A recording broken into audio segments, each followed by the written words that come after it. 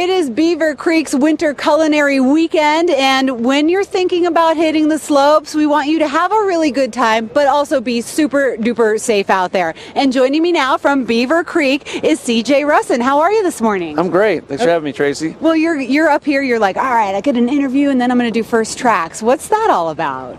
Well, we have a program, First Tracks, where people get to start about an hour before the public, and it's a nice program. We have some groomed runs for them, and then they get to go and have breakfast. So it's a really nice program. That's really nice because your groomers are just top notch here at Beaver Creek. What's your favorite?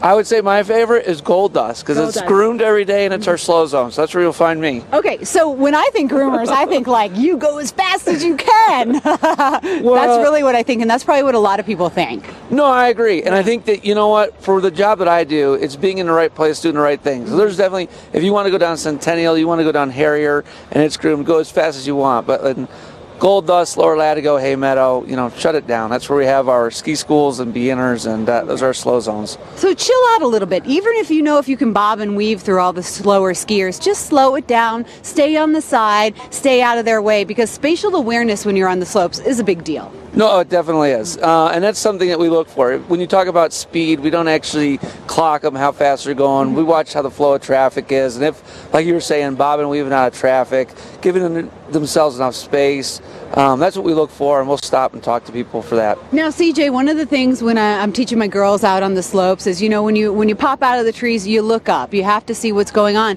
But basically, when you're a skier or a rider, the person down slope from you has the right of way. Explain that to people. Oh, you bet. The downhill ski rider has the right of way. And like what you're saying, when you pop out of the trees, you definitely want to look uphill so you get in the flow of traffic. If you're merging and starting, you want to look uphill as well. But you need to be skiing and riding in a manner that you avoid the person in front of you. And if you are going to pass them or overtake them, give yourself enough space. And it's a good idea to tell them, like, on your right, on your left, just so that everyone stays safe. And just to clarify, like, we're not saying that anybody doesn't know their rights or lefts out here, but when someone says on your left, that means they're coming on your left side. So be prepared for that. I feel like when I'm saying, and I'm on a snowboard, on your left, people like start turning to their left. Right. Sometimes that happens. Usually when you're saying that, it just indicates what side of you that I'm passing on. Yeah, exactly. So get that. If you're passing someone, you say on your left, on your right. What is the biggest problem safety-wise out here on the mountain?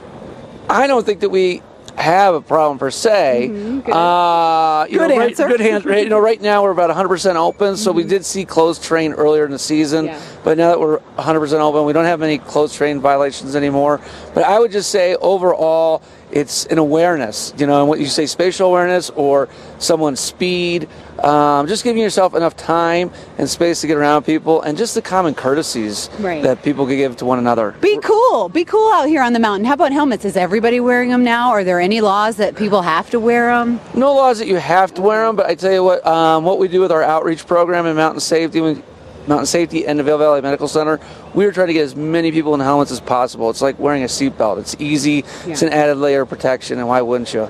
Well, and it keeps you warm too. So if I have my kids out here without a helmet on, I'm not going to get in any trouble except for like mother's guilt. Right, mother's guilt. Okay, that's what no laws yet. No laws yet. Do you think that's going to happen at some point in time? It could eventually, because I think it's just like a seatbelt. It's just smart, and it's that added layer of protection. Yeah. Okay. So, and you know what else? The helmets are really warm. They're really comfortable and they're really warm. CJ, have fun out there on First Tracks. Will you come check in with us if we're down here? Oh, I definitely will. Let us know what the conditions are. I definitely will. Gold Dust, his groomer of the day. Be safe out there. Wear your helmet. It'll keep you nice and warm. How warm is it going to get today? Mark Sassy's going to let you know with that weather forecast in just a moment.